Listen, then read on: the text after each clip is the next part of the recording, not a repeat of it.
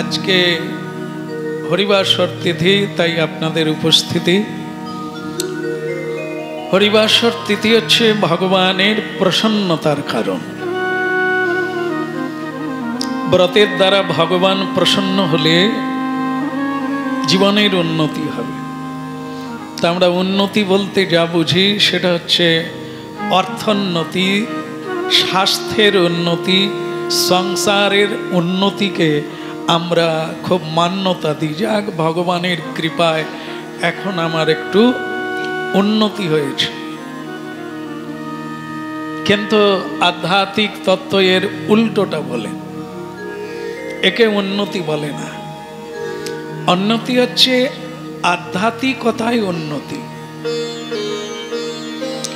ঈশ্বর তত্ত্ব জ্ঞাত হওয়াই হচ্ছে জীবনের উন্নতি। কারণ বাকি কোনো জিনিসই আমাদের সহায়তা করে না। অর্থ অনর্থ আনে, সঞ্চয় বাসনা জাগে, বৈভব বৃদ্ধি করার ইচ্ছে জাগে। দৈহিক স্বাস্থ্য মানসিক চঞ্চলতা আনে। আর এ জগতের প্রভূতপূর্ব উন্নতিকে আমরা যখন উন্নতি বলি তখন সেটা অবনতি।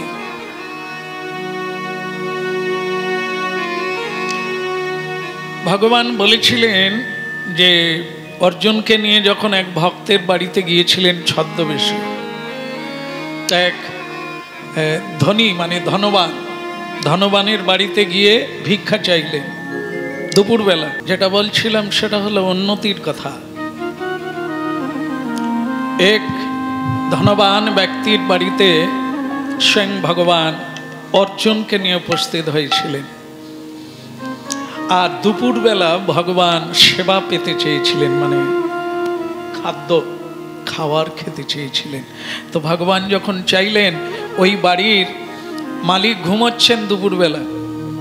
যেরকম সবাই এখন তো দুপুরবেলা মানে বিশাল প্রখর রৌদ্রোত্তাপ, সব জানালা দরজা বন্ধ করে দিয়ে ঘুমিয়ে গেল।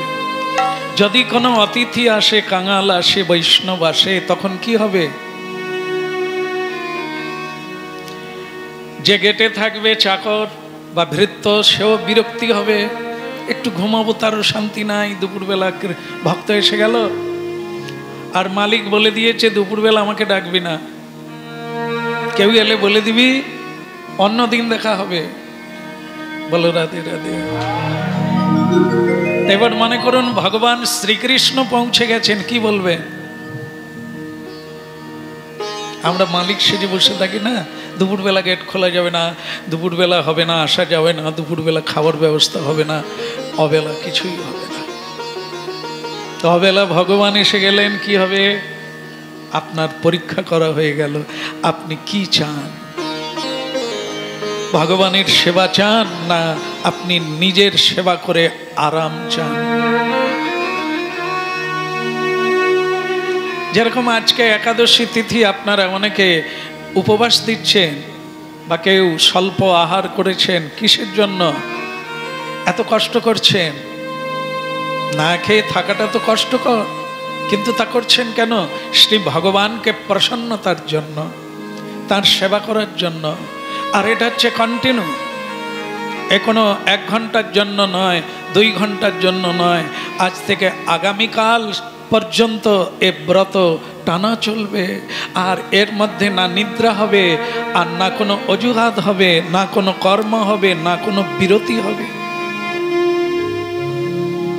ব্রত 24 ঘন্টার ব্রত, তার মধ্যে আপনি নিদ্রা চলে গেলেন, ভগবানের সেবা তো হলেই না। আবার আপনি সংসারের কিছু কর্ম করছেন, সেখানে ভগবানের চিন্তন হচ্ছেই না। তা আমরা এরকম অখণ্ড ব্রত করতে পারি না। খণ্ড ব্রত অর্থাৎ অল্প সময়ের জন্য ব্রত করি, তাও মনোযোগ সহকারে করতে পারি না। তাই জন্য ভগবত কৃপা থেকে আমরা সহজেই নিজেরাই বঞ্চিত আছি। কারণ আমরা এক অজ্ঞানতার কারণে এটি হচ্ছে, সেটা হচ্ছে আমরা জানি যে ভগবান শ্রীকৃষ্ণ হচ্ছে গৌণ। গৌণ মানে অনেক পরে লাইনে আছে, সর্বাগ্রের সামনে দাঁড়িয়ে আছে সংসার, আমার ভবিষ্যৎ, এগুলোকে আগে ঠিক করতে হবে, তারপর সময় থাকলে শ্রীকৃষ্ণ ভজন করো বা না করো, না করলেও চলে। তা আমাদের ধারণা যত এই নিকৃষ্ট পর্যায়ে থাকবে শ্রীকৃষ্ণ কৃপা থেকে বঞ্চিত হতে হবে। আর সংসারে যেগুলোকে উন্নতি বলি, এগুলো যে অবনতি, সেগুলি প্রজ্ঞাবান জ্ঞানী ছাড়া এগুলো ধরতে পারবে না। মূর্খ ব্যক্তি এগুলি ধরতে পারে না। ডাক্তারের কাছে ছুটে, ডাক্তারবাবু আমার হাত কাঁপে কেন? তো যার হাত কাঁপে তিনি জানেন না, কে জানে? বিশেষজ্ঞ বৈদ্য ডাক্তার জানে কি কারণে হাত কাঁপছে। তাই এগুলি মূর্খ মানুষ জানেন না। পণ্ডিত, প্রচেতা এবং কৃষ্ণ অনুশীলনকারী অনুভব সিদ্ধ ভক্তরাই জানেন, তাদেরকেও বৈদ্য বলা হয়, সাধু বৈদ্য। এখানে আম জনতা, সর্বসাধারণের প্রয়োজন হয় না। যারা জানতে চাইবেন তাদের জন্য স্কুল খোলা আছে, স্কুলে গিয়ে পড়তে হবে। চেম্বার খোলা আছে, ডাক্তারের কাছে গিয়ে রোগ দেখাতে হবে। ডাক্তার রাস্তায় ঘোরে না, শিক্ষক রাস্তায় ঘোরে না, তিনিও স্কুলে বসে আছেন। ছাত্র ভর্তি হতে হবে, শিক্ষা শুরু।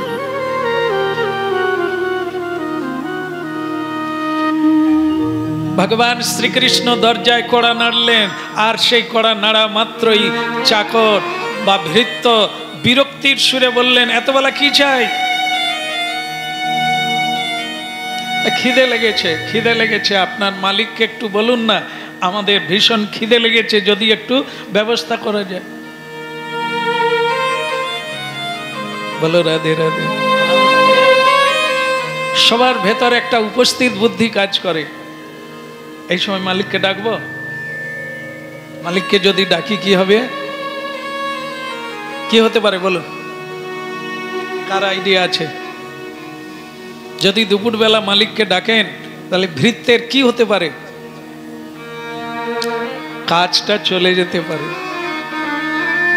কারণ মালিক রেগে গিয়ে বলবে যে তুমি কাজ পাও না, আমাকে দুপুরবেলা আমার বিশ্রামে ব্যাঘাত করলে। এই জন্য ভৃত্য একটা নিজেই নিজের থেকে একটা বুদ্ধি এসে গেল, উপস্থিত বুদ্ধি। দুপুর বেলা কথা বলবেন না, চলে যান, রবিবার আসবেন। রবিবার ছুটির দিন, ওই দিন আসবেন, খেতে পাবেন, মালিক থাকবে, ওই দিন আসবেন। একবার আনন্দে বলুন, মানে আপনারা খুশি হয়ে বললেন রাধে রাধে, নাকি? যে হ্যাঁ ঠিকই বলছে, আমরাও তো এরকম বলি, হাত আজড় নাই, আজকে হবে নাই, মালিক বাড়িতে নাই, বলি না? তো ভগবান শ্রীকৃষ্ণ সঙ্গে সঙ্গে প্রসন্ন হয়ে গেলেন, আর উনি ভৃত্যকে বলে দিলেন, তোমার মালিককে বলে দিও এখন যা আছে আরো দ্বিগুণ হবে। শোনা যাচ্ছে? কি বুঝলেন? ভগবান আশীর্বাদ দিলেন তো, খেতে দিলেন না, বসতে দিলেন না, আতিথ্য করলেন না, তাকে ভগবান বললেন তোমাদের যা আছে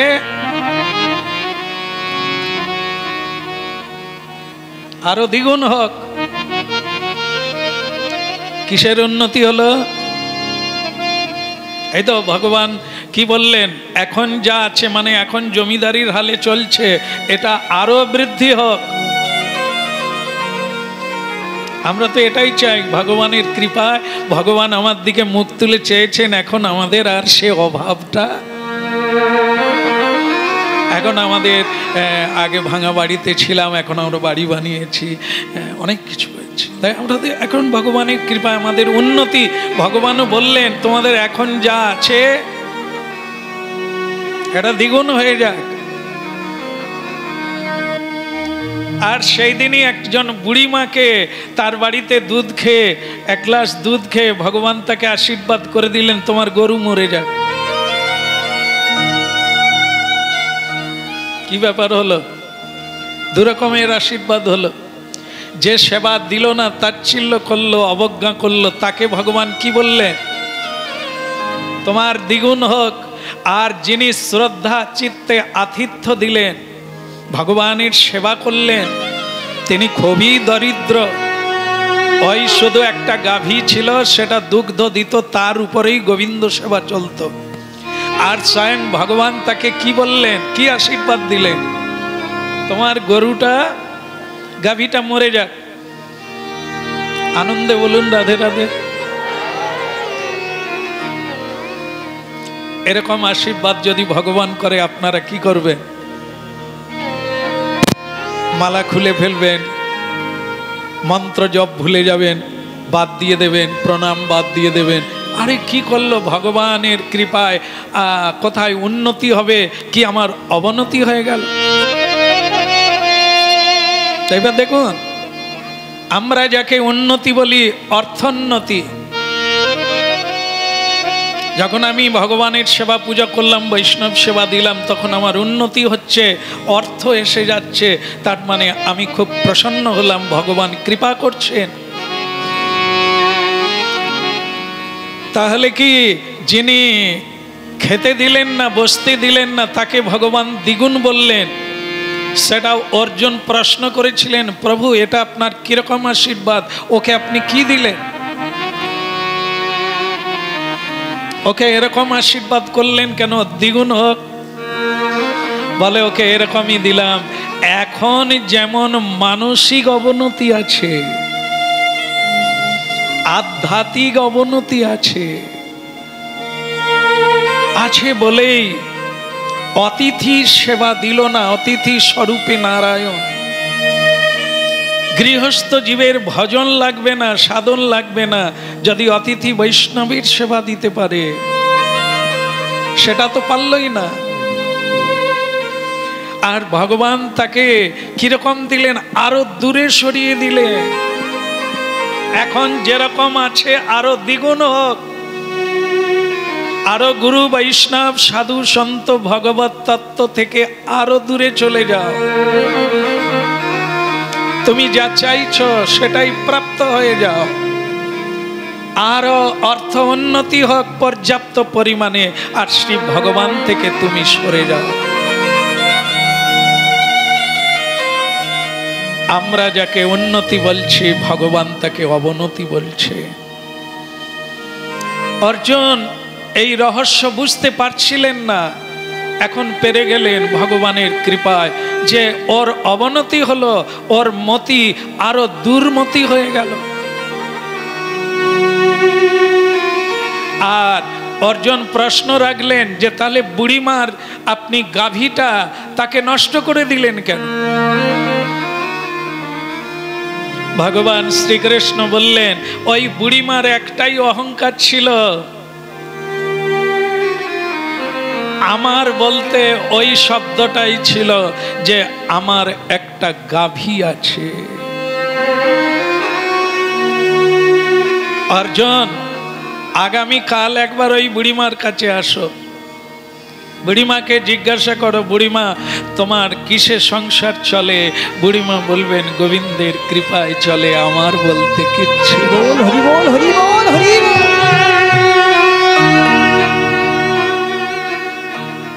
আমার বলতে একটা গাভী ছিল, গতকাল মারা গেছে। এখন আমার বলতে আর কিছুই নাই, কেবল আমার গোবিন্দ ভরসা। ভগবান একে আধ্যাত্মিক উন্নতির পথ দিলেন, আরো এগিয়ে দিলেন।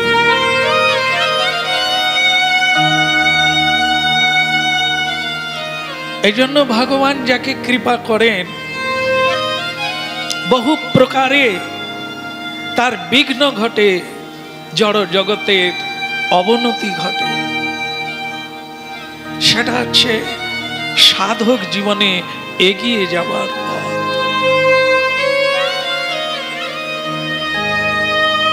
ভগবান প্রসন্নতার পথ।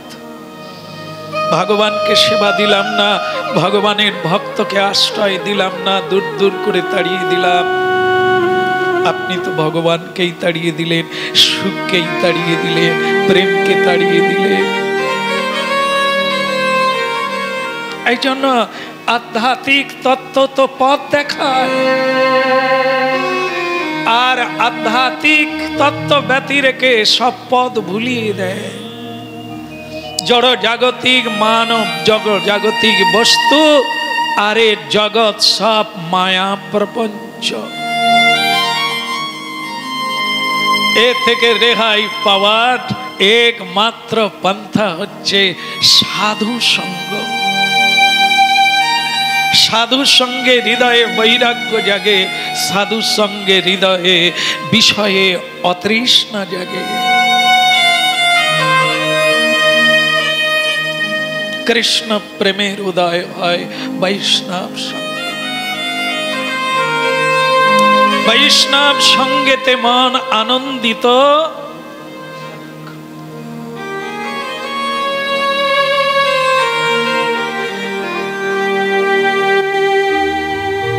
কিসের সংসার এই ছায়াবাজি প্রায়, ইহাতে মমতা করি বৃথা দিন। আমার জীবনের পরিশ্রমের অর্থ পরমার্থে লাগাই না, গোবিন্দ সেবায় লাগাই না, সৎ কাজে লাগাই না। যারা কৃষ্ণ বলে না, অন্যায় করে, মিথ্যা অত্যাচার করে, আমরা তাদের সেবা যত্ন সহকারে করি। আর আমরা তাদের সঙ্গে যুক্ত হয়ে যাই এবং এই জন্য আমরা তাদের দুঃখে দুঃখী বেনে যাই। তারা যখন হাসে আমি হাসি, তারা যখন আমাকে কটু কথা বলে আমি তখন আঘাত পেয়ে বসে বসে কাঁদি। এ দেহ পতন হলে কি রবে আমার, কেহ সুখ নাহি দেবে পুত্র পরিবার।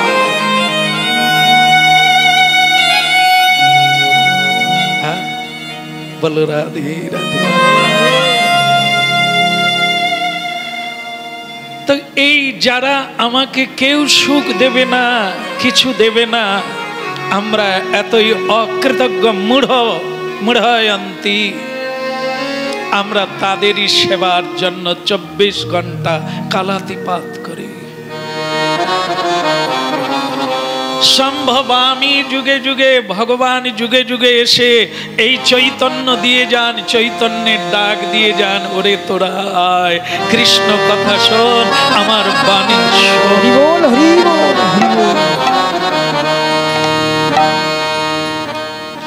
রাধা কৃষ্ণ বল বল বল রে সবাই,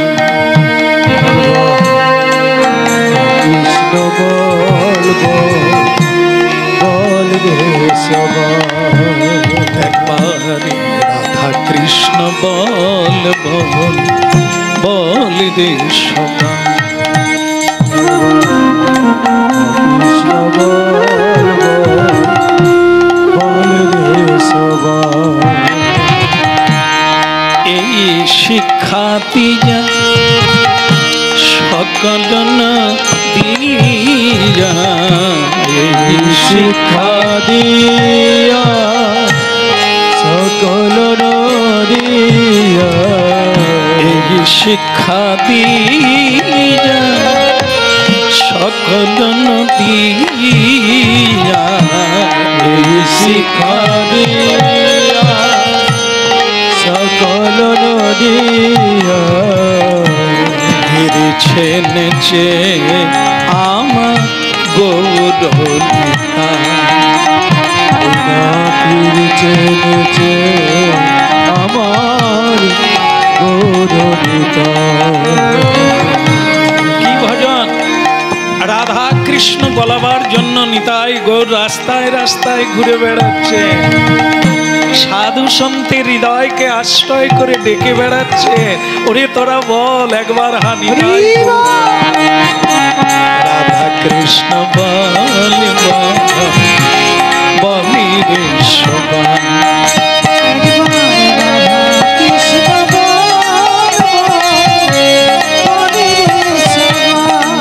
মিছে মায়া দিবসে,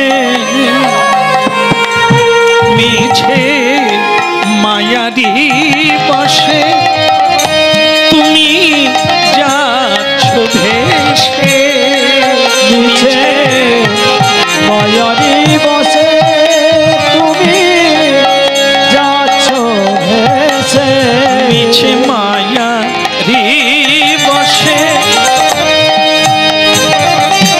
তুমি যাচ্ছ ভেসে, মিছে মায়া দিবসে তুমি যাচ্ছ ভেসে, আবার হাবু ডুবু খাচ্ছ তাই, আহা হাবু ডুবু খাচ্ছ তাই, রাধা কৃষ্ণ বলে বলে সবাই, একবার রাধা কৃষ্ণ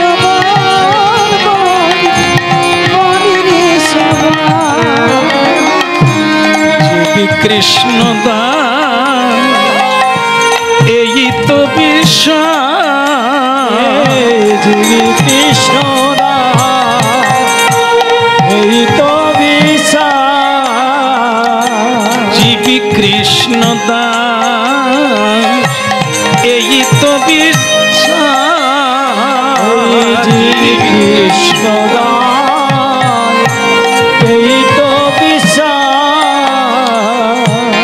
করলে তো আর দুঃখ নাই, করলে তো আর দুঃখ নাই, রাধা কৃষ্ণ বল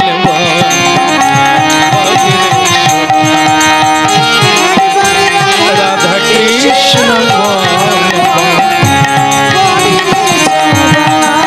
বলি রে সবাই, বলি রে সবাই, বলে রে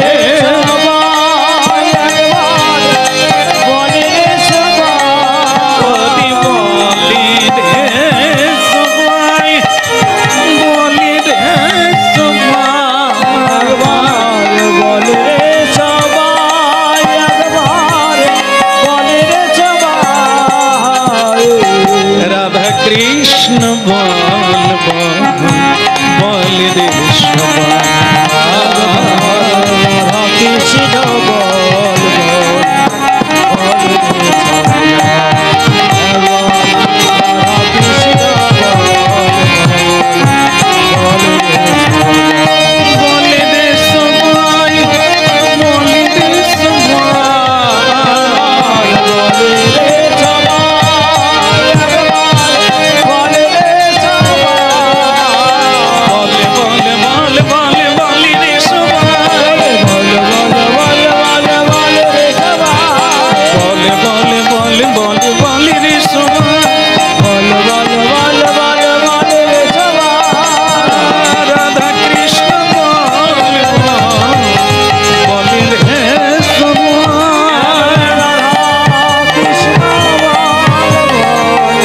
বল রে সবাই,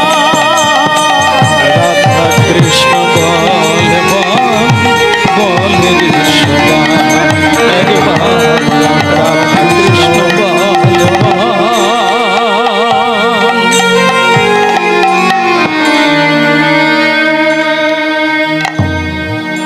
রাধে রাধে।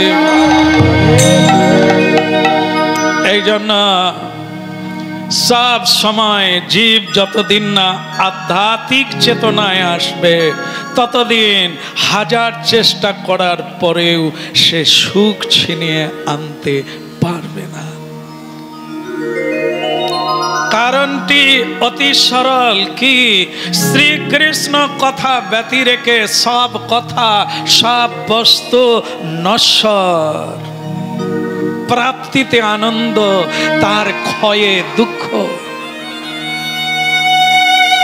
এ সংসারে সব বস্তু প্রাপ্তিতে সুখ হয় কিন্তু পরবর্তীকালে সেটাই দুঃখের কারণ। এই জন্য পণ্ডিত ব্যক্তি আর জ্ঞাত ব্যক্তি সব সময় আধ্যাত্মিক উন্নতির কথা চিন্তা করেন। যত আধ্যাত্মিক উন্নতি হবে আপনি তত প্রফুল্লিত হবে। আর না হলে আপনি যদি এ জগতের কোন বস্তুর উপরে আশা রাখেন, ওটা প্রাপ্তি হলে আমি সুখী হব, তা আপনি গ্যারেন্টি যুক্ত জেনে রাখবেন যে ওর দ্বারাই আপনি দুঃখী হবেন। বলো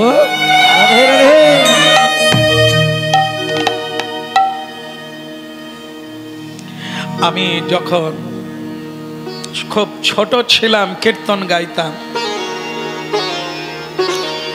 কিছু সাধু সন্ত আমাকে বলতেন যে তুমি তাড়াতাড়ি সংসার করে নাও, তাহলে রাধা কৃষ্ণ যুগল তত্ত্বটা কে বুঝতে পারবে।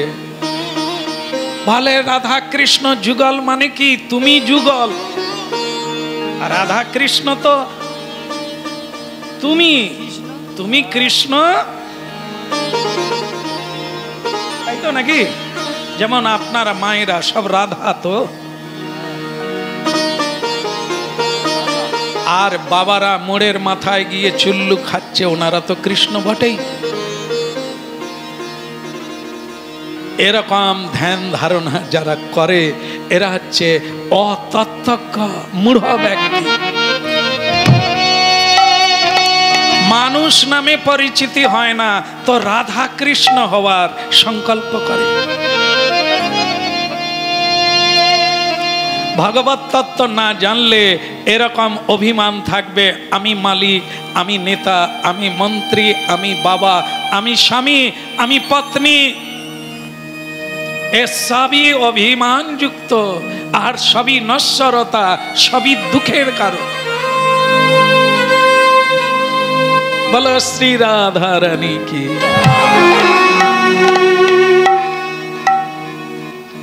ভগবান শ্রীকৃষ্ণ পরিচালনায় কুরুক্ষেত্রে যুদ্ধ হয়ে গেল।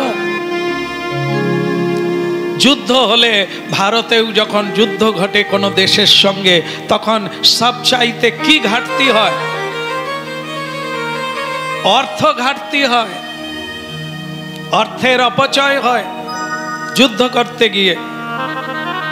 যুধিষ্ঠির মহারাজ কুরুক্ষেত্রের যুদ্ধের পরে এরকম অবস্থায় দাঁড়িয়েছিলেন, ওনার খুব অর্থ সংকট এসে গিয়েছিল, কোষাগার শূন্য হয়ে গিয়েছিল। আর ওই সময় দেবর্ষি নারদ এসে ওনাকে বলেছিলেন যে স্বর্গে আপনার বাবার সঙ্গে আমার দেখা হয়েছিল। বলো, যারা ধার্মিক হয়, যারা কৃষ্ণ ভক্ত হয়, তারা স্বর্গে নিত্যলোকে অবস্থান করে। স্বর্গের অনেকগুলো ভাগ আছে, দেবতারা যেখানে থাকে সেটাই স্বর্গ বলে তা না, 7টা স্বর্গ। পৃথিবীতে যারা ভজন করে তারাও একটা লোকে গিয়ে থাকে, সত্যলোক। সেই সত্যলোকে এই সাধু সন্তরা সেখানে গিয়ে বাস করে অনন্তকাল। এদের ক্ষুধা থাকবে না, তৃষ্ণা থাকবে না, জরাব্যাধি থাকবে না, হিংসা থাকবে না, ক্লান্তি থাকবে না। এরকম শরীর প্রাপ্ত হবে আর দিব্য জ্যোতির্ময় নব যৌবন প্রাপ্ত হবে। এরকম জায়গায় পাণ্ডু মহারাজ, পঞ্চ পাণ্ডবের পিতা পাণ্ডু মহারাজ অবস্থান করছে সেখানে, আর মাতা মাদ্রী সেখানে আছে। নকুল সহদেবের মা মাদ্রী দেবী স্বামীর সঙ্গে সহমরণে গিয়েছিলেন।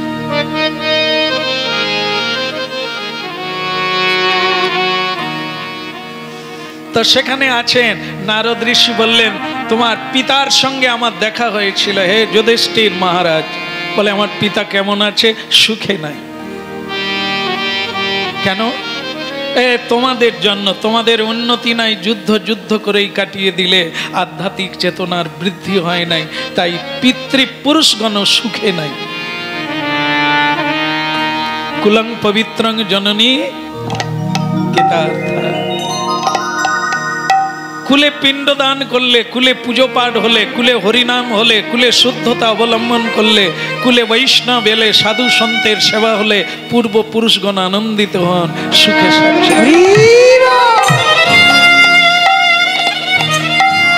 কেন না পিতৃতর্পণ আগে করতে হয় যে কোনো ধর্ম অনুষ্ঠান করতে গেলে। পিতৃপুরুষকে পিণ্ড দান করতে হয়, তাদের কিছু না কিছু দান করতে হয়, তাকে বলা হয় শ্রাদ্ধ। নান্দি মুখী শ্রাদ্ধ, মাঙ্গলিক শ্রাদ্ধ।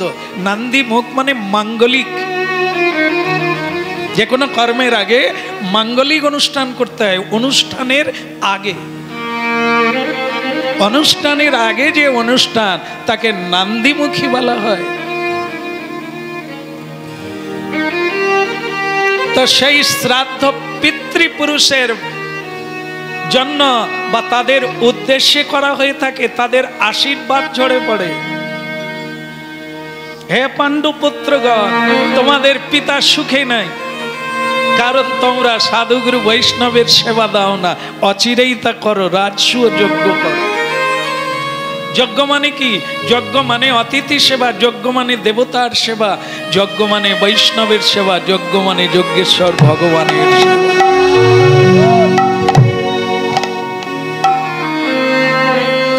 এগুলির দ্বারা ভগবান, দেবতা আর পিতৃপুরুষ প্রসন্ন হয়, আর সেই প্রসন্নতা আমাদের জীবনে আশীর্বাদ নেমে আসে।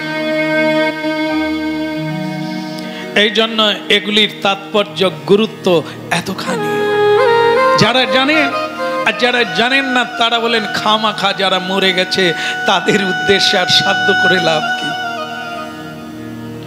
তাদের জীবন কানায় কানায় দুঃখে জর্জরিত হয়ে যায়, কারো আশীর্বাদ তাদের মাথায় থাকে না।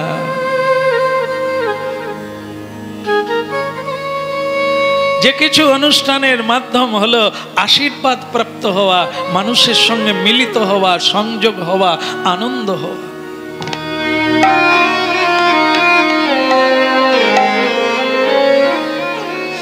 এই জন্য রাজসূয় যজ্ঞ করো তাড়াতাড়ি করে, তাহলে পিতৃপুরুষ সুখ হবে, আর স্বয়ং ভগবান প্রসন্ন হলে তোমরাও প্রসন্ন হবে। তো স্বয়ং যুধিষ্ঠির মহারাজ প্রসন্ন হলেন যে সাধুর কথা রাখতে হবে। পিতৃপুরুষ প্রসন্ন হবে, দেবতা প্রসন্ন হবে, ভগবান প্রসন্ন হলে তস্মিন তুষ্টে জগৎ তুষ্টে। ভগবান প্রসন্ন হয়ে গেলে সব প্রসন্নতা হয়ে যাবে। কিন্তু এই যজ্ঞ করার আগে যার পরামর্শে আমার জীবন চলছে তার সঙ্গে আলোচনা করতে হবে। তিনি কে? কি নাম? স্বয়ং ভগবান শ্রীকৃষ্ণ। গৌরাঙ্গের দুটি পদ যার ধন সম্পদ।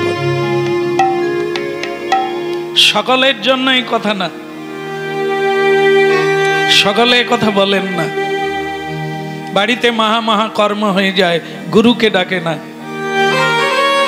গুরুকে খোঁজে না, অনেকে গুরু করেই না, কারণ তারা এই তত্ত্বগুলো জানে না। এই জন্য তারা এগুলো বাদ দিয়ে কর্ম করে। যেরকম শিবহীন যজ্ঞ, বৈষ্ণব সাধু বাদ দিয়ে যে যজ্ঞ হয়েছিল তার নাম শিবহীন যজ্ঞ, দক্ষ মহারাজ করেছিল। ভাগবত কি কাণ্ড ঘটেছিল? সব লন্ড ভণ্ড হয়ে গেল। কারণ তিনি বিশাল অর্থ ব্যয় করে যজ্ঞ করেছিলেন, সবাইকে নিমন্ত্রণ করেছিলেন, শুধু ভগবান শিবকে বাদ দিয়েছিলেন। ওনার উপরে উনি খুব রাগ করেছিলেন, আর তার দুর্গতি শেষ হলো না। যে কোনো যজ্ঞে সাধু থাকবে না, গুরু থাকবে না, গোবিন্দ থাকবে না, সে যজ্ঞই হতে পারে না। সব থাকলো, ভগবান থাকলো না, ইষ্ট থাকলো না, আধ্যাত্মিক জ্ঞান থাকলো না, তো আপনার জীবন তো ফাঁকাই থেকে গেল। শিবহীন যজ্ঞের মতো জীবনটা লন্ডভন্ড হয়ে থাকলো।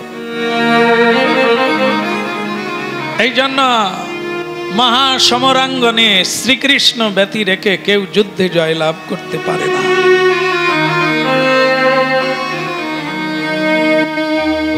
আমি ওনার সঙ্গে পরামর্শ করব, ওনাকে আমন্ত্রণ পাঠাতে হবে। ভগবান তখন দ্বারকায় আছেন, লোক পাঠিয়ে দিলেন আমার কথা বলবেন।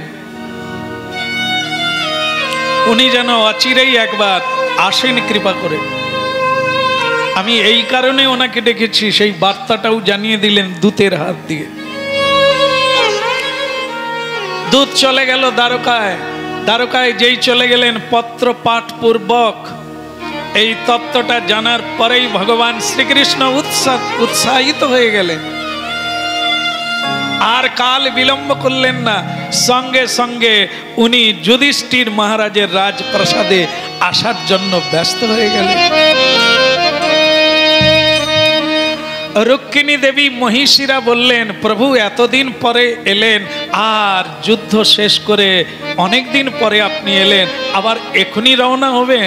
আরে রুক্মিণী দেবী, যুধিষ্ঠির মহারাজ আমাকে ছাড়া কোনো কাজ করেন না, আমাকে আহ্বান করেছেন, এক মহাযজ্ঞ হবে, তো সুতরাং আমাকে ছাড়া তো করেই না, আমি না গেলে পরামর্শ কি করে হবে? বলো। এই জন্য কি ও বিষয়টি আলাদা। যারা ঈশ্বর ছাড়া জানে না, গৌরাঙ্গের চরণ ছাড়া জানে না, গোবিন্দকে বাদ দিয়ে কিছু করে না, এরা হচ্ছে কৃষ্ণ ভক্ত, এরা হচ্ছে মঙ্গলময় মানুষ। এদের জন্যই পৃথিবী এখনো মঙ্গল হয়ে আছে।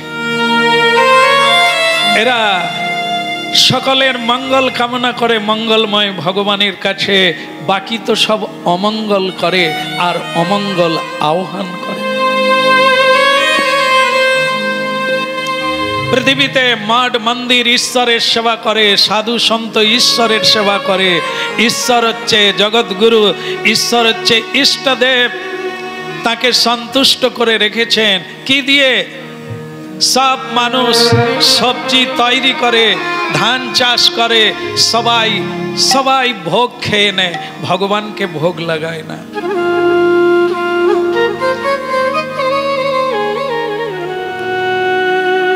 আজকে সবাই ভগবান ভগবান করছেন, হে ভগবান বৃষ্টি কবে নামবে? বলো রাধে রাধে। অন্য কিছুর বেলা ভগবানকে স্মরণ করে না, আর যখন বিপদে পড়ে, হে ভগবান বৃষ্টি কবে নামবে? কোনো সরকার বলতে পারে না। আমরা সরকারের কথা শুনি, হ্যাঁ, যে কোনো একটা পার্টি করি আর খুব যত্নবান হই, ফ্যামিলি শুদ্ধ পার্টিতে চলে যাই। হ্যাঁ, আজকে হরিনাম হবে, বলে না না আজকে পার্টির মিটিং আছে। বলো, পাঠিয়ে রাধে রাধে বল।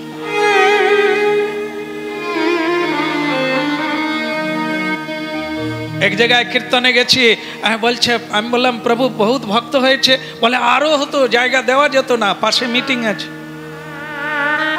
আরে মিটিং এর লোক আলাদা, কৃষ্ণ ভক্ত আলাদা।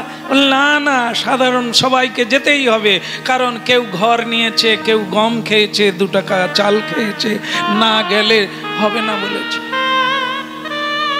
যেতেই হবে। নাম লেখা আছে, ঘরে ঘরে লোক চলে আসবে, যায়নি কেন? বলে ওই তো গেছে, আমারে কর্তা গেছে। বলে তুমি যাওনি কেন?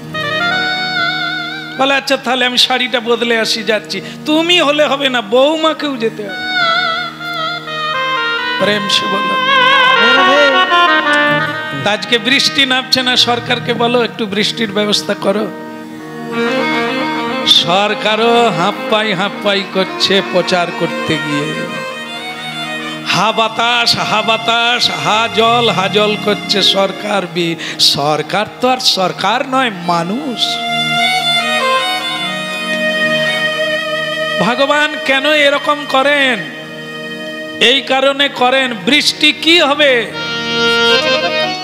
মানুষ তো আমাকে শুধু বৃষ্টির সময় চায়, যখন বৃষ্টি দিলাম, চাষ হয়ে গেল, সবজি হয়ে গেল, সকলেই ছেলে মেয়েকে নিয়ে খেয়ে নেয়, আমার কথা কে ভাবে? বলো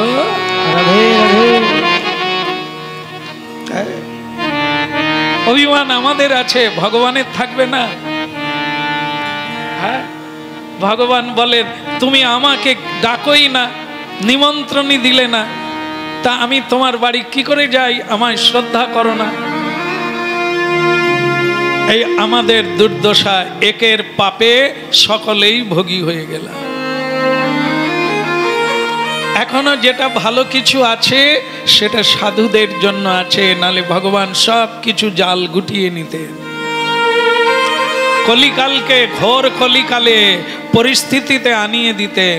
এখনো সাধু সন্ত আছে, তাই গুটিয়ে নিতে পারছেন না ভগবান, ধ্বংস করতে পারছেন না, সবকিছু পুড়িয়ে দিতে পারছেন না। কেন?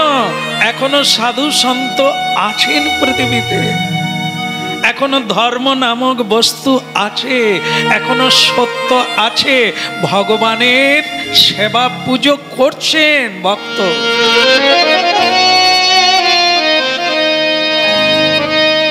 কেউ গড়ে, কেউ ভাঙে, কেউ লালন করে, কেউ হরণ করে, কেউ খুন করে, আর কেউ রক্ষা করে।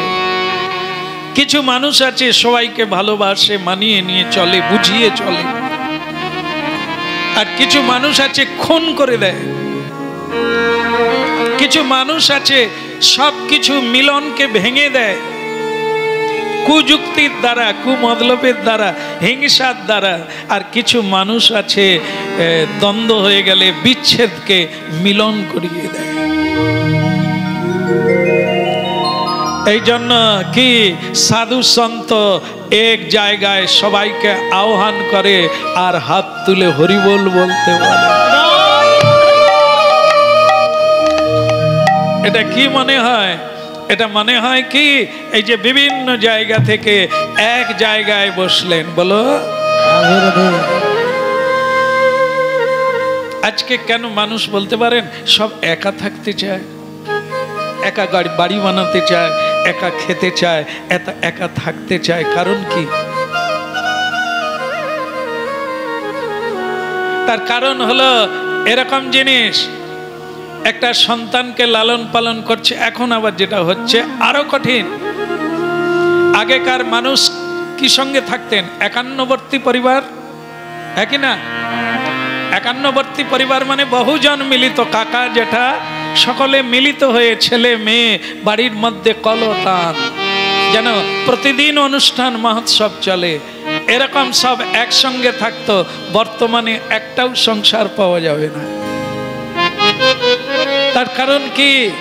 নিজেরা কোনোদিন বহুর সঙ্গে মিলিত হলো না, এই জন্য বহুর সঙ্গে থাকার স্বাদটাই প্রাপ্ত হলো না।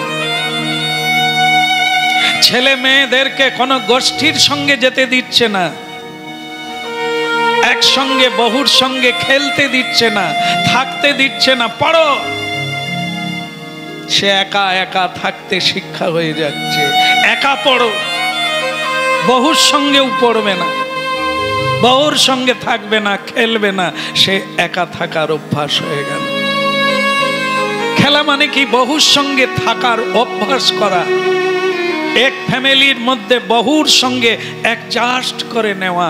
এই গুণগুলো মানুষের ভেতর থেকে হারিয়ে যাচ্ছে। একটা মেয়েকে এরকম করে পালন করলো, সে মেয়েটা যে বাড়িতেই যাবে, সে তার বাড়ির যদি বাবা মাকে দেখতে পায়, শ্বশুর শাশুড়ি ননদিকে আর দেওরকে দেখতে পায়, সে বলবে এত লোকের রান্না আমি করতে পারবো না, আমার কিরকম ময়লা হয়ে যাচ্ছে, মুখটা কালি পড়ে যাচ্ছে, আমি এত লোকের রান্না করতে। কেন বললো এটা?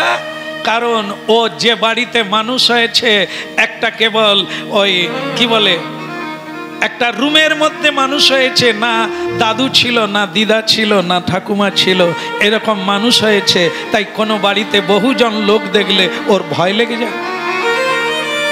বলো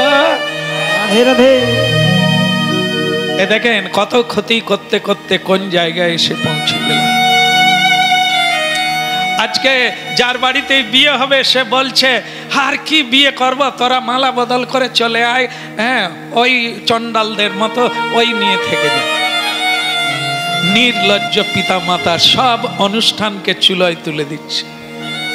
আর কুকুর শৃগালের মতো অশ্লীল জীবনযাপন করছে, অভদ্র জীবনযাপন করছে, কোনো আদর্শ নাই।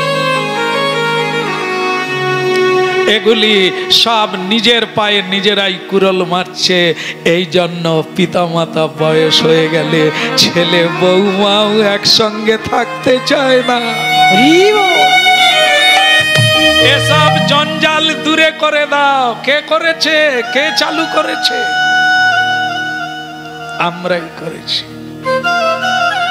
এ ভগ্ন সংসার আমরাই বানিয়েছি, ভেঙে দিয়েছি সবকিছু। মেরুদণ্ডহীন কোন সন্তানকে পর উপকার করতে দিই না, ওদিকে যাবি না। নিজের খেয়ে পরের বাস কার্পণ্য দোষ ঢুকে গেল। সে কাউকে সাহায্য করলো না, তাকেও কেউ সাহায্য করতে এলো না। একা একা বিয়ে হচ্ছে, একা একা খাচ্ছে, একা একা বেলুন উড়াচ্ছে। কোনো আনন্দ নাই, কোনো প্রেম নাই, শুধু ঝগড়া। দুদিন পরেই শুধু দ্বন্দ্ব, শুধু হিসেব, কোনো বেহিসেবি বেপরোয়া আনন্দ নাই। মহাপ্রভু সেটা কি করলেন? মহাপ্রভু এই ব্যবস্থা করলেন, এক জায়গায় জড়ো হ, এক জায়গায় বাহু তুলে হরি বল। কথা থেকেই জ্ঞান হয়, শুনতে শুনতেই জানা হয়, বোঝা হয়। বলো রাধে রাধে। তাহলে ভগবানকে যারা সার করে তারা কম্বলটা পর্যন্ত ত্যাগ করে। তার নাম প্রেম। নিজের জন্য ভক্ত কিছু চায় না, ভগবানকে সুখী করে।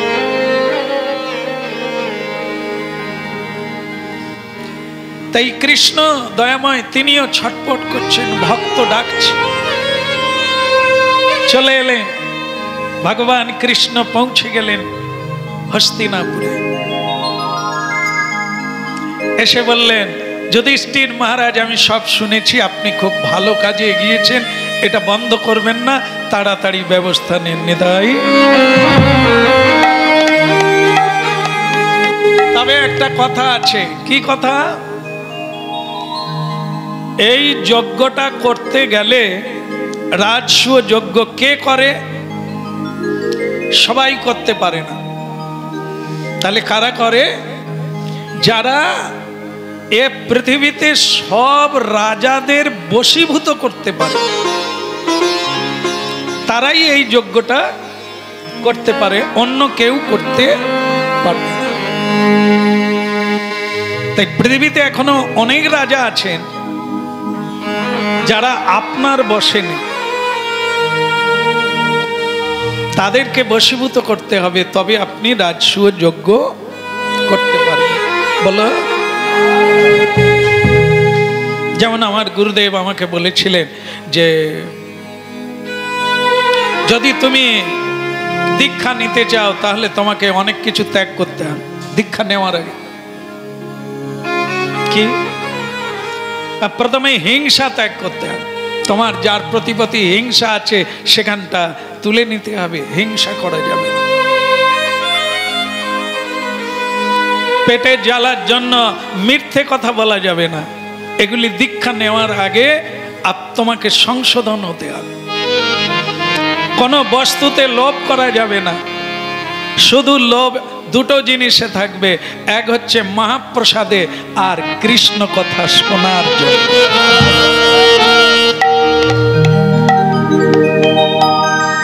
এই জন্য দেখেন না, লালা বাবু যখন দীক্ষা নিতে চাইলেন তাকে কি বলেছিলেন? যার সঙ্গে মামলা আছে আগে তুলে নিতে হবে। সেই মামলা না তুলে নিলে তোমার দীক্ষা মন্ত্র প্রাপ্ত হওয়া যাবে না।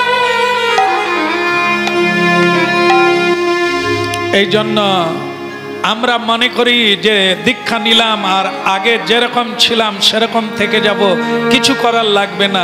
তাহলে ওই গাছ বেঁচে থাকবে, কিন্তু তাতে ফুলও আসবে না আর ফলও আসবে না। ভগবান শ্রীকৃষ্ণ বললেন আগে রাজাদের বশীভূত করতে হবে, তাদেরকে পরাজয় করতে হবে, তবে আপনি রাজসূয় যজ্ঞ করতে পারবেন। রাধে কৃষ্ণ গোবিন্দ গোপাল বল, রাধা রমন হরি কৃষ্ণ কৃষ্ণ বল রাধে।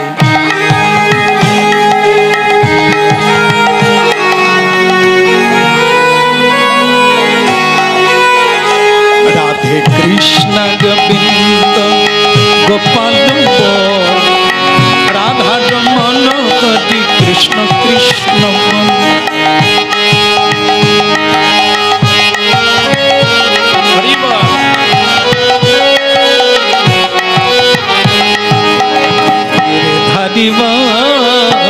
গোবর্ধন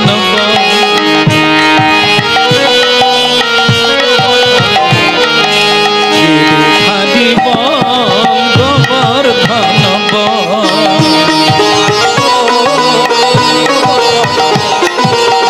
রাধা রমন হরি কৃষ্ণ কৃষ্ণ বল। রাধে কৃষ্ণ গোবিন্দ গোপাল বল, রাধা রমন হরি কৃষ্ণ কৃষ্ণ বল।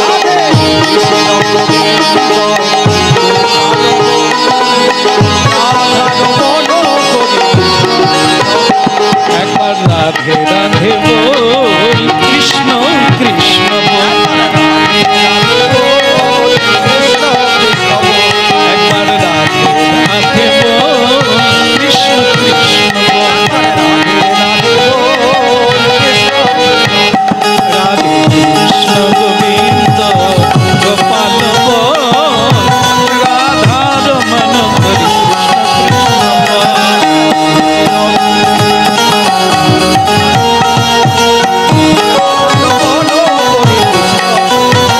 হরে কৃষ্ণ হরে কৃষ্ণ কৃষ্ণ কৃষ্ণ হরে হরে, হরে রাম হরে রাম হরে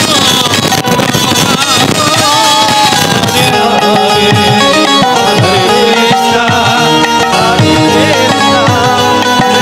হরে রাম।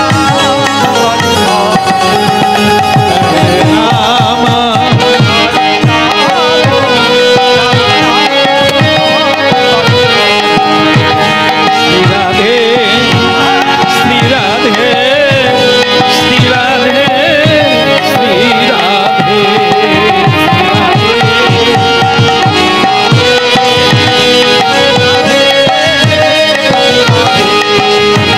শ্রী রাধে শ্রী রাধে শ্রী রাধে।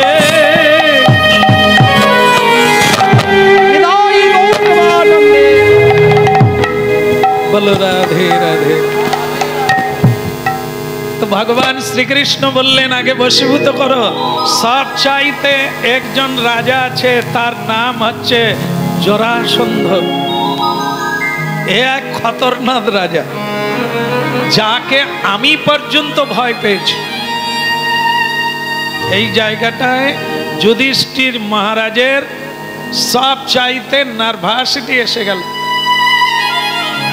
মানে ভয় এসে গেল। স্বয়ং ভগবান বলছেন ওই রাজাকে আমি পর্যন্ত ভয় পাই। এই জন্য মথুরা থেকে আমার বাড়ি উঠিয়ে নিয়ে আমি দ্বারকায় চলে গেলাম ওই রাজার ভয়। কৃষ্ণ যদি ভয় পায় তাহলে যুধিষ্ঠির মহারাজার কথা থাকবে, দরকার নেই বাবা আমি চলে যাই। ও ঠাকুমা বসে পড়ো আমার, আর নাহলে পিছনের দিকে দাঁড়ান না, অসুবিধে। এখন সকলে আমারই মতো হাঁটুর যন্ত্রণা। হাঁটু আর কত টিকবে? সেই তো রথ টেনে আনলো, এতগুলো সংসারে ছেলে মেয়েকে কে মানুষ করলো? ওই হাঁটু আর কত টানবে?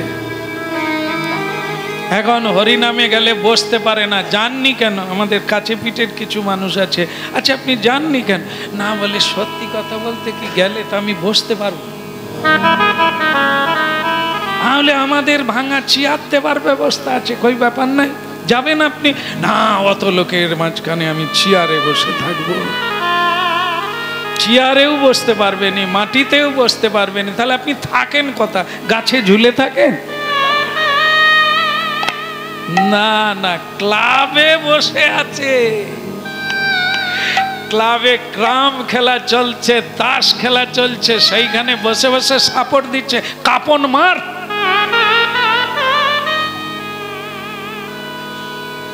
আমি কি এমনি ঘুরি রে বাপ?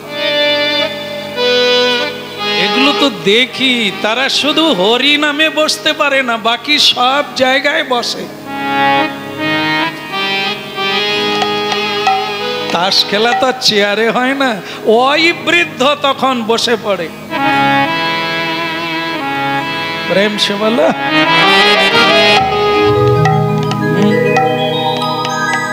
ঝগড়ার সময়, গাল গল্পের সময় বসে আছে, শুধু হরি নামের সময় হাঁটু ব্যথা বাপ।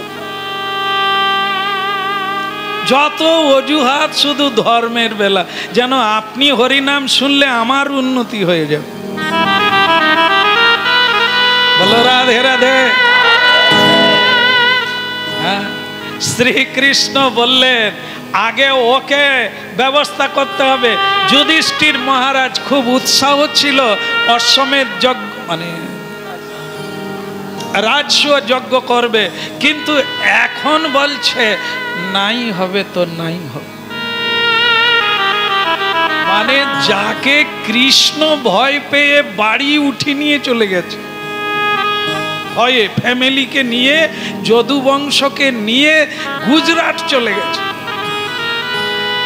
আর আমি যুধিষ্ঠির মহারাজ এই 5 ভাইকে নিয়ে আমি কি করে এগোবো? কি কোন সাহসে আমি তার সঙ্গে যুদ্ধ করতে যাব? শ্রীকৃষ্ণ বলে আরো একটা ঘটনা আছে। বহু দেশের বড় বড় রাজন্য বর্গকে ধরে এনে কয়েদখানায় বন্দি রেখেছে। ওই জরাসন্ধ শিবের ভক্ত,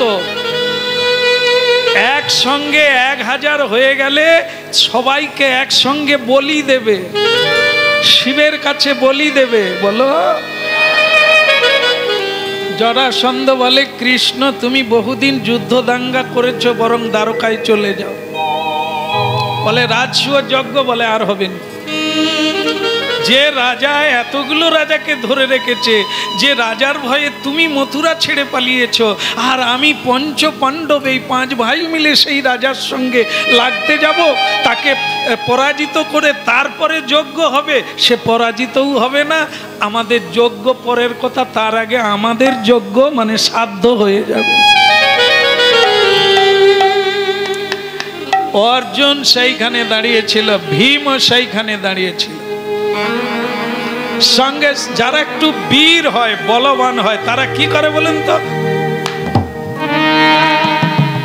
হয় এই জায়গায় মারবে, একটা চাপ্পড় মেরে দিয়ে বলবে আপনার এখনো মরণ হয়নি, আমি থাকতে আপনি এরকম ভয় পাচ্ছেন। অর্জুন বলছেন যে মহারাজ এটা আপনি ভুল বলছেন কিনা ভেবে দেখুন। যুদ্ধ ছাড়া পৃথিবীতে এমন কোন মানুষ আছে যুদ্ধ ছাড়া বেঁচে আছে? লড়াই ছাড়া কেউ বেঁচে আছে? হাত তুলুন কার জীবনে লড়াই নাই, যুদ্ধ নাই।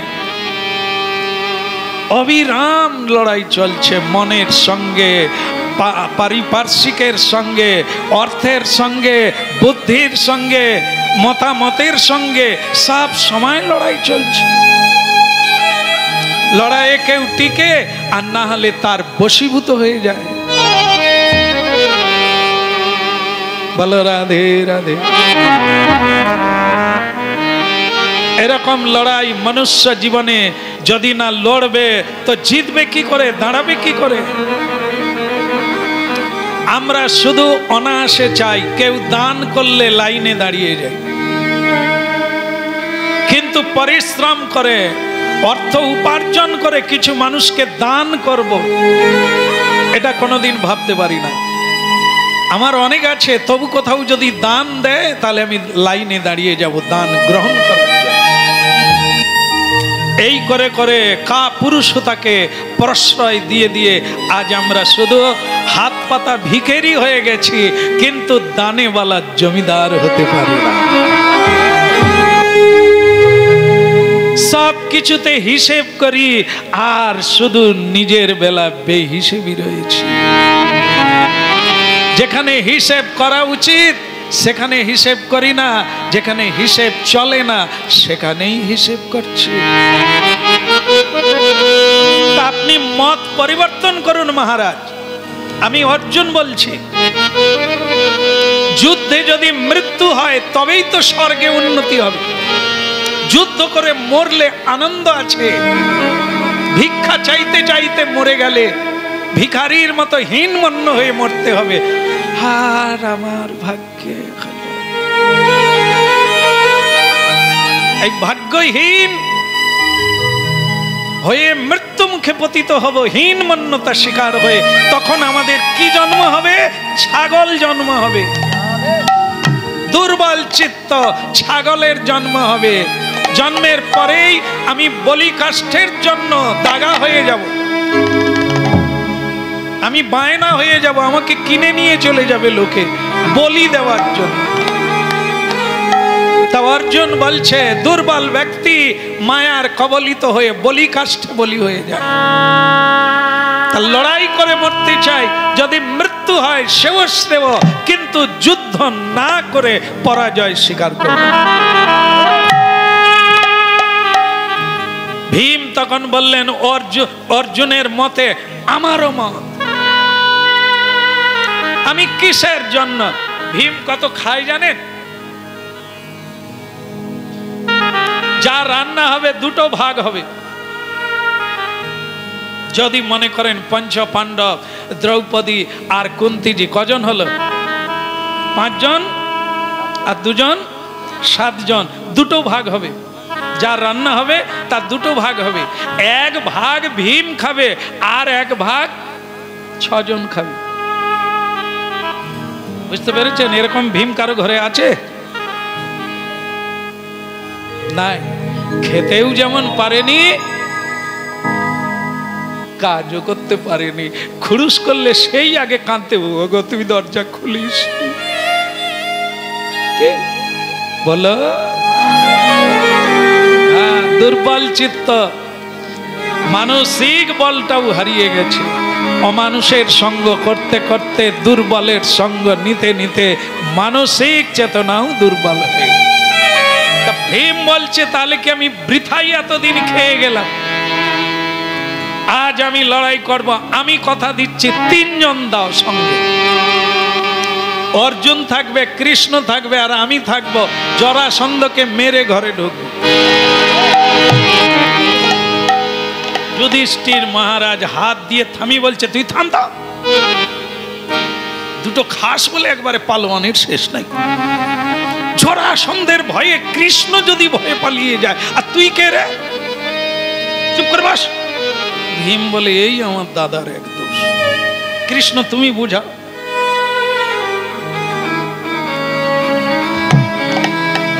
মানে বলবান লোক তো চুপচাপ থাকতে পারে না, ছটপট। দাদার উপরে কিছু করতেও পারবে না, আর আস্ফালন ছাড়তেও চুলের মুঠি ধরে দিয়ে দিত।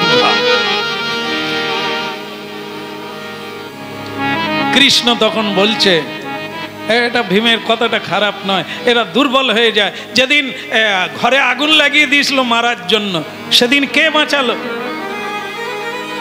কে বাঁচিয়েছিল? যদুগৃহে আগুন লাগিয়ে দিয়েছিল ধৃতরাষ্ট্র, দুর্যোধন।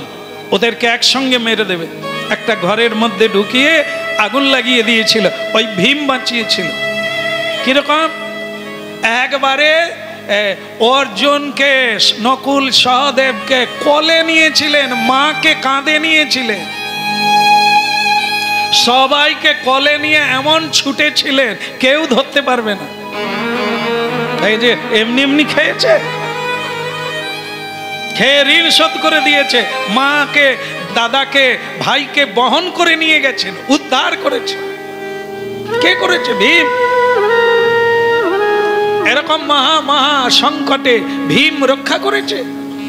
আজকে ভীমের উপরে আপনি আস্থা হারিয়ে ফেলছেন কি করে? যুধিষ্ঠির মহারাজ, যুধিষ্ঠির মহারাজ বলে, শ্রীকৃষ্ণ তুমি আগে আমাকে বলো এই জরাসন্ধটি কে, তারপরে আমি তোমাদের তিনজনকে পাঠাবো।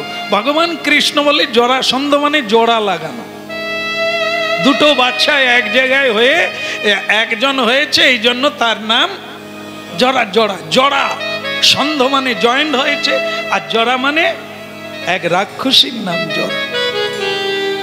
বৃহদ্রথ মানে জরাসন্ধের বাবার নাম হচ্ছে বৃহদ্রথ। তা সে আবার কাশীরাজের দুই কন্যাকে বিয়ে করেছিলেন, যমজ কন্যা, দুই বোনকে বিয়ে করেছিলেন। বলো, দুই বোনের একই বয়স, একই যৌবন, কিন্তু বৃদ্ধের দিকে চলে যাচ্ছে, কোনো সন্তানাদি কিছুই হচ্ছে না। তখন এক ঋষিকে ধরেছিলেন, তার নাম চন্ড কৌশিক ঋষিবর, মহাতেজা ঋষি। কি চাই বৃহদ্রথ রাজা? সে তখন বলছে আমার কোনো অভাব নাই, শুধু বাড়িতে ঢুকলেই একটাই জিনিসের অভাব বোধ করি, কোনো সন্তান নেই। আপনি যদি কৃপা করেন আপনার চরণের দাস হয়ে থাকবো, আপনি যদি আশীর্বাদ করেন আমার সন্তান। তো তিনি তখন মন্ত্রপ্রুত করে একটা আম্র ফল দিয়েছিলেন। কি ফল? আম্র ফল দেখতে কিরকম, চারকোনা। আম্র মানে কি? আম দিয়েছিলেন মন্ত্রপ্রুত করে, যাও এটা তোমার রানীকে খাইয়ে দাও। এখানে কজন রানী? দুজন রানী। আম কটা? কি করা যাবে? আমি সব সময় কোন স্ত্রীকে আলাদা করে কিছু দিই না, যা কিনি যা আনি দুটো করে আনি, নালে তো একজন রাগারাগি করবে। কি এই জন্য শাড়ি কিনলে দুটো, চুড়ি কিনলে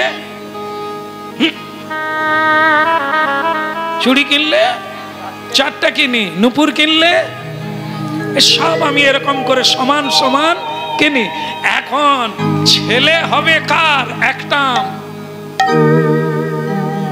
তো রাজা তখন ঠিক করলো এখানেও ভাগ করব। আম ফল কেটে দুই রানীকে সমান ভাগে দিয়ে দিলেন, যাও খেয়ে নাও, তোমাদের বাচ্চা হবে, মা হবে তোমরা। জোরসে বলুন, আনন্দে বলুন। এতদিন হওয়ার কথা নয়, হবে একটু আনন্দ হবে। তা দুই রানী একবারে আনন্দে আটকানা যাক, দুজনেরই ছেলে হবে। ছেলে হলো 10 মাস 10 দিন পরে, তবে সব হা ভা, একটা চোখ, একটা কান, নাকের হাফ, পা একটা, হাত একটা। দুই রানীর গর্ভে সন্তান হলো হাব। রাগে দুঃখে রাজা জানলো না। সুতিকা গৃহ থেকে দাসীদের বলল, যা একে প্যাকিং করে রাস্তায় ফেলে দিয়া। যে ঋষি আশীর্বাদ দিয়েছিল সেও কি হাব আছে নাকি? এমন এক আশীর্বাদ দিল, সন্তান হলো, পুরা হলো না, সে হাব আর আমি হাব, যা একে রাস্তায় ফেলে দিয়া। শ্রীকৃষ্ণ বলছে দাসীরা রাস্তায় জঙ্গলে ফেলে দিলে, আর যেই ফেলে দিল, জরা নামে এক রাক্ষসী সেখানে চলে। সে রাক্ষসী খেলার ছলে দুটো বডিকে এক জায়গায় করলো, আর যেই এক জায়গায় করলো সন্ধি হয়ে গেল। সন্ধি মানে জয়েন্ট হয়ে গেল, জোড়া লেগে গেল। আর যেই জোড়া লেগে গেল একটা সন্তান হয়ে গেল। নেতা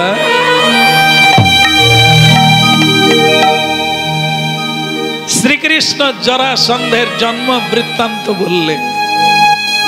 কি করে জরাসন্ধ হলো? ওই রাক্ষসীর নাম ছিল জরা। এই জরার একটা বড় তত্ত্ব আছে, গৃহের সঙ্গে যুক্ত, বাড়ির সঙ্গে যুক্ত, সেটা অন্যদিন বলবো।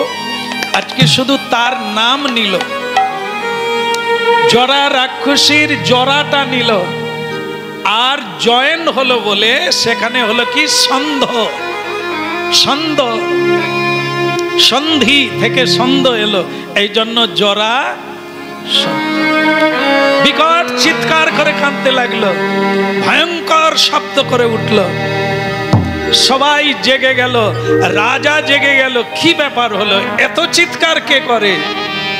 তখন সেই জরা রাক্ষসী সন্তানটিকে এনে বললেন, মহারাজ এ আপনারই সন্তান, হাব হাব হয়েছিল তাই একে রাস্তায় ফেলে দিয়েছিল, আমি এর জয়েন করে দিয়েছি, এখন আপনার সন্তান আপনি পালন করুন।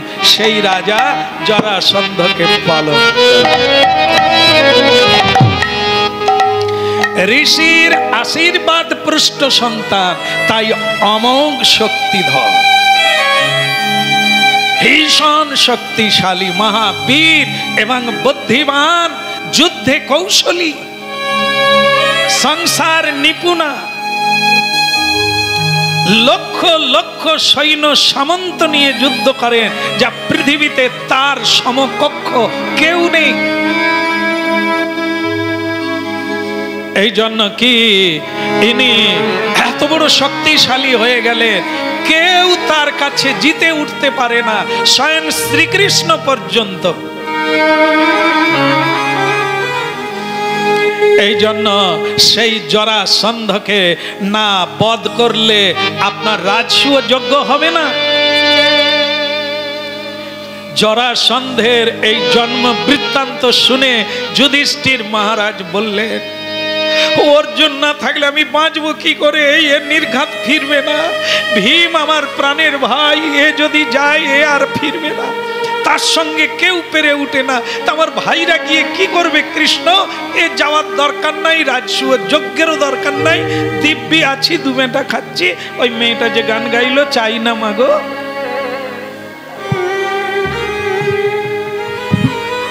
ভগবান কৃষ্ণ বলে, আরে চাই না মাগো রাজা হতে, সে গান গা, কোন ব্যক্তি গান করুক, কিন্তু রাজা এই গান করতে পারে না। রাজাকে রাজ্য শাসন করতে হবে, অর্থ উপার্জন করতে হবে, প্রজা পালন করতে হবে, এটা রাজার কর্তব্য। তা আপনি নিশ্চিত থাকুন, জরাসন্ধকে বধ করে আপনার দুই ভাইকে আমি পৌঁছে দেব, কথা দিলাম। প্রেম সে বলো। যুধিষ্ঠির মহারাজ কার উপরে ছেড়ে দিলেন? ভগবান শ্রীকৃষ্ণ। যদিও অর্জুন ছিলেন অপরাজেয়, কিন্তু এটা তত্ত্ব নয়, তত্ত্ব হলো শ্রীকৃষ্ণ আছেন, কোনো চিন্তা না।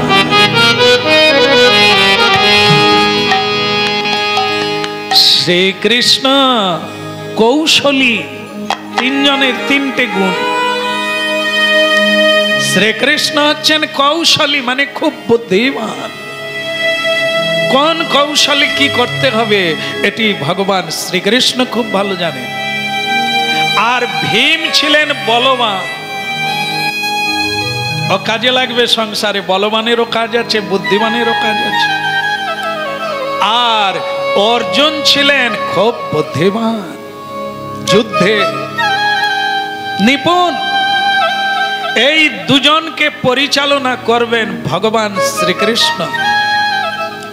সেই উদ্দেশ্য নিয়ে ছেড়ে দিলে সংসারী জীব পদে পদে জয় লাভ করতে চাইলে শ্রীকৃষ্ণের সঙ্গে সব কিছু দিয়ে দিতে হবে।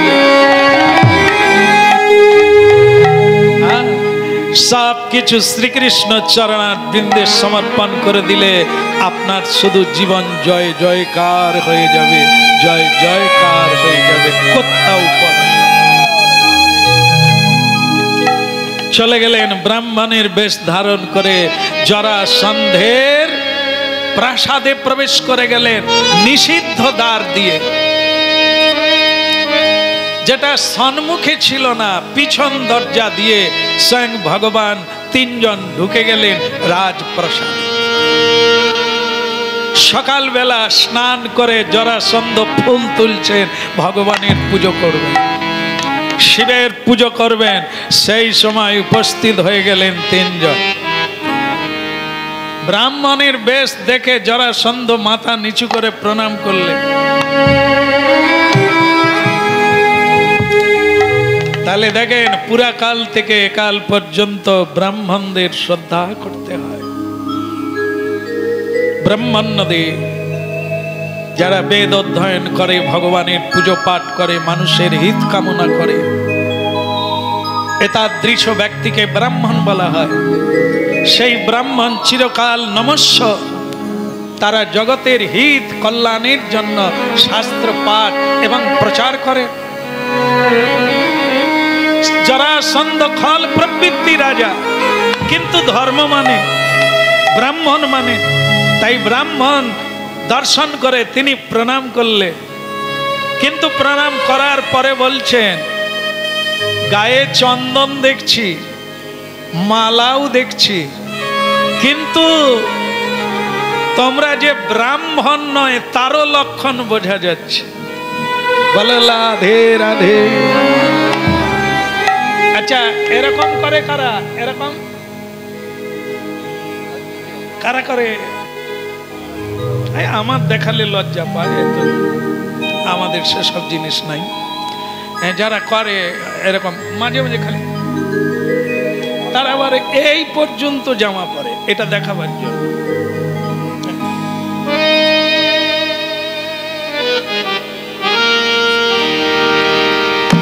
তো সেই ভীমের বলিষ্ঠ দেহ, তার তো এই যে পেশি উঁচু হয়ে আছে, এখানে এখানে সে দেখলেই বোঝা যাবে একে পালোয়ান, এ কুস্তি লড়ে।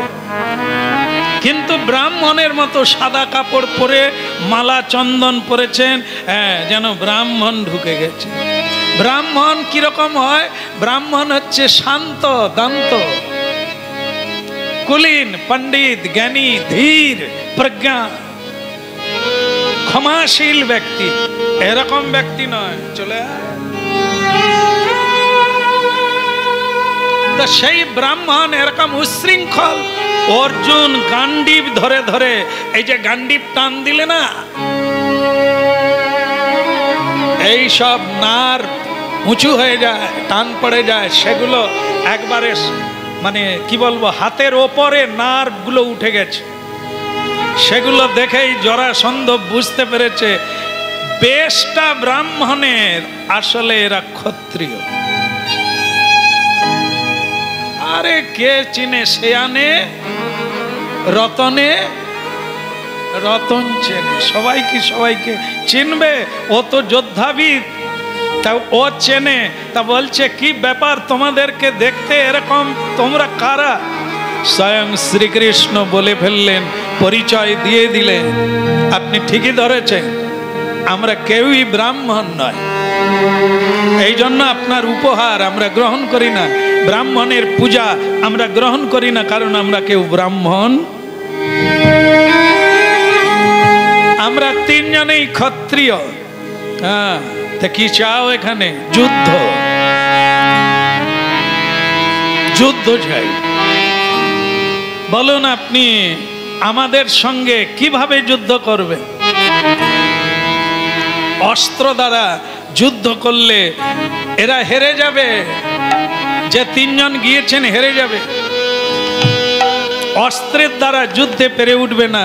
এই জন্য ভগবান শ্রীকৃষ্ণ কৌশলী হয়ে নিজেরাও অস্ত্র নিয়ে যায় না, আর তার কাছে অস্ত্র নেই। সকালবেলা পুজো পাঠ করছিলেন, সেই সময় ঢুকে গেছে, গিয়ে বলছে এই অবস্থায় যুদ্ধ করতে হবে। তো বলছেন ঠিক আছে, তাহলে হাতাহাতি হোক, কুস্তির দ্বারা যুদ্ধ হোক। তখন জরাসন্ধ বলছে, কই বাত নেই, যুদ্ধ করতে আমার খুবই ভালো লাগে। তাহলে তোমার পরিচয়? আমি বসুদেব নন্দন কৃষ্ণ।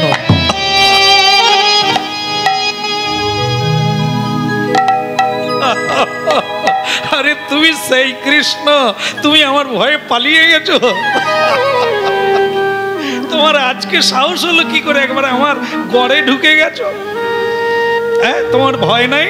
আমি সেই জরাসন্ধ, যে আমার ভয়ে তোমাকে পালিয়ে যেতে হয়েছে। তুমি আমার জামাইকে মেরেছ, আমি তোমার টিকি অনেকদিন খুঁজে বেড়াচ্ছি। ওনার জামাইয়ের নাম আপনি জানেন? বাবা, আপনারা ওই জ্ঞাতি ভাই হন নাকি? কি সাংঘাতিক জিনিস মনে রেখেছেন। কংস হচ্ছে ওনার জামাই, যেমন শ্বশুর। দুটো মেয়েকে বিয়ে দিয়েছিল, তারা খালি বাবার কাছে গিয়ে প্যান প্যান, বাবা গো তোমার জামাইকে যে মারলো সে এখনো বেঁচে আছে, সে এখনো দিব্যি গাড়ি চড়ে বেড়াচ্ছে, কি আনন্দে আছে, আমি যে সহ্য করতে পারি না। তুমি একটা ব্যবস্থা নাও। ওই মেয়েদের দুঃখ দেখে আমি ঘুমোতে পারি না, কবে তোমাকে মারবো আমি সেই চেষ্টা। তুমি বেটা ঘর বাড়ি উপড়ে নিয়ে পালিয়ে। তবে আজকে যখন ঢুকে গেছো তুমি চিন্তা করে নাও, আজ আর বাড়ি। ভগবান কৃষ্ণ বলে আমার পরিচয়টা তো পেলেন, একে জানেন? কন্তেয়, কুন্তি পুত্র অর্জুন, আর এ হলো ভীম বিকট। তো তখন বলছে সে যে দরই হোক, তা তোমরা কে কে যুদ্ধ করবে? একা করবে না দুজন করবে না তিনজন মিলে আমার সঙ্গে যুদ্ধ করবে? ভগবান কৃষ্ণ বলেন আপনি আমাদের মধ্যে তিনজনের মধ্যে একজনকে বেছে নেন। জরাসন্ধ দেখল কৃষ্ণ ক্ষীর মাখন চুরি করে খেয়েছে। গায়ে যে বল নাই তা নাই, তবে দুর্বল, ভয়ে পালিয়ে যায়। বুদ্ধিটা ভালো, গর্তে ঢুকে যায়। কথা দিয়ে ঢুকে কথা দিয়ে বেড়ায়, আজ পর্যন্ত খুঁজে পায়নি বলে বেটা বেঁচে আছে, কিন্তু যুদ্ধে পারাঙ্গত নয়। তো এ দুর্বল ব্যক্তির সঙ্গে আমি যুদ্ধ করলে লোকে কি বল? আর এ অর্জুন এ ধনুর্বাণ মারতে ভালো পারে, না হলে দ্রৌপদীকে বিয়ে করলো কি করে? কারণ সেখানে আমিও ছিলাম বিয়ের দিনে। দ্রৌপদীর যখন স্বয়ংবর সভা হয়, এই প্রবল পরাক্রান্ত জরাসন্ধও সেখানে ছিল। আর সেখানে দ্রৌপদীর বাবা দ্রুপদ উনি একটা কৌশল রেখেছিলেন, জামাই যদি করতে হয় অর্জুন যেন আমার জামাই হয়। তাহলে কি হবে না, মেয়েটা অর্জুনকে দিলে অর্জুনের সঙ্গে আমাদের একটা আত্মীয় সম্পর্ক, যদুবংশ। এই জন্য অর্জুনের সঙ্গে আত্মীয় হলে কি হবে, পৃথিবীতে খ্যাতি বেড়ে যাবে, শক্তি বেড়ে যাবে। এই জন্য লোকে কেন বড় লোকের সঙ্গে যোগ হতে চায়, কেন? শক্তি বৃদ্ধি হয়ে যাবে। এই জন্য ধ্রুপদ রাজা এরকম কৌশল করেছিল যে এমন একটা ধনুর্বাণ রাখবো তাতে গুণ দিতে পারবে না কেউ, অর্জুন ছাড়া। আর লক্ষ্যভেদ রেখেছিল যেটা অর্জুন ছাড়া কেউ পারবে না। এই জন্য অর্জুনই পেরেছিল। সেখানে জরাসন্ধ বিয়ে করতে গিয়েছিল, দ্রৌপদীর এত রূপ, রূপ মানে উনি কিন্তু শ্যামলাবরণ ছিলেন, শ্যামলা। হ্যাঁ, তো সেই শ্যামলাবরণ, কিন্তু এত সুন্দরী, এত গায়ের সৌগন্ধ পদ্মাগন্ধা, এত তার গুণপনা, এত তিনি ভাগ্যবতী, অজনী সম্ভবা। এই জন্য তাকে দেবতারাও বিয়ে করতে চেয়েছিলেন, কিন্তু কারো ভাগ্যে হলো না। জরাসন্ধ গিয়েছিলেন সেখানে, হয়নি, পারেনি গুণ দিতে ধনুর্বাণে। তা সেদিন এই অর্জুন এ ধনুর্বাণে খ্যাতি আছে, কিন্তু হাতাহাতিতে পারবে না। এ ভীম, তোমার সঙ্গেই হোক।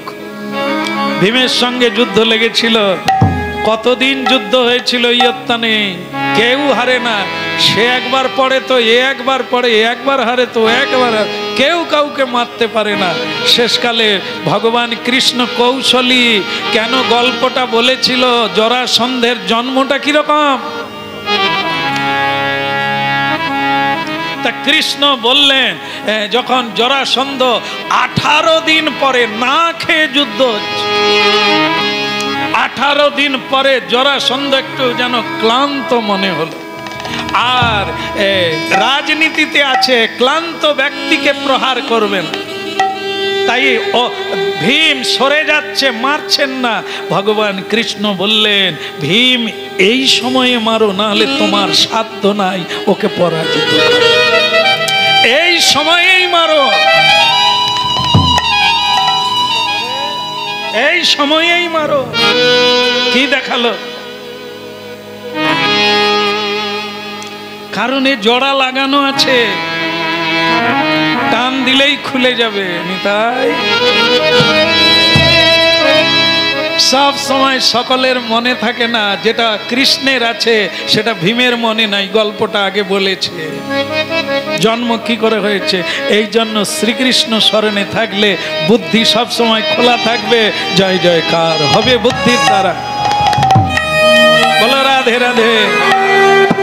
আর ভীম শ্রীকৃষ্ণের কৌশল ইঙ্গিত বুঝতে পারলেন, সঙ্গে সঙ্গে পা দিয়ে একটা পা চাপলেন আর দুটো হাত দিয়ে জরাসন্ধের মৃত্যু হয়ে গেল, বধ হয়ে গেল। এত বড় বীর শ্রীকৃষ্ণের বুদ্ধিতে, ভীমের বলে আর অর্জুনের বীরত্বে জরাসন্ধ পরাজিত হল। এ পৃথিবীতে সকল মানুষের জীবনে শ্রীকৃষ্ণ প্রয়োজন আছে। আর শ্রীকৃষ্ণকে প্রাপ্তি হয়ে গেলে আপনি অর্জুনকে প্রাপ্তি হয়ে যাবেন। কারণ কি, এনারা কেউ কাউকে ছেড়ে আলাদা থাকে না। কৃষ্ণার্জুন আর ভীম মহাশক্তি আপনার সহায় হয়ে যাবে। যে কোনো কাজে আপনি উত্তীর্ণ বেনে যাবেন। শ্রীকৃষ্ণ শরণাগতি। আগে বন্দী রাজাদের উদ্ধার করে দিলেন। জরাসন্ধের এক ছেলে, তার নাম সহদেব, মাল্য চন্দন পূজার অর্ঘ্য এনে, বহু মূল্যবান বস্তু এনে শ্রীকৃষ্ণ চরণে সমর্পণ করলেন আর প্রণাম করলেন। হে কৃষ্ণ, আমার পিতার মুক্তি দিয়ে দিলেন আপনি। সহদেব কৃষ্ণ ভক্ত ছিলেন, জরাসন্ধের পুত্র। তাই ভগবান শ্রীকৃষ্ণ রাজ্য তার ছেলেকেই দিয়ে দিলেন, তিনি গ্রহণ করলেন না। তার ছেলেকে অভিষেক করে দিয়ে দিলেন আর বললেন, তুমি আমাকে কিছু দেওয়ার লাগবে না, অর্জুনের সহায়তা করো। যুধিষ্ঠিরের রাজসূ যজ্ঞে তোমার নিমন্ত্রণ থাকবে।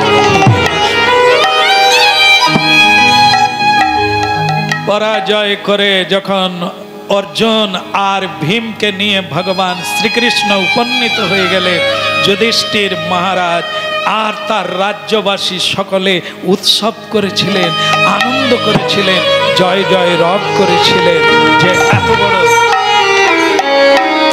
এতদিনে শত্রু পরাজিত হলো, নিষ্কণ্টক হলো।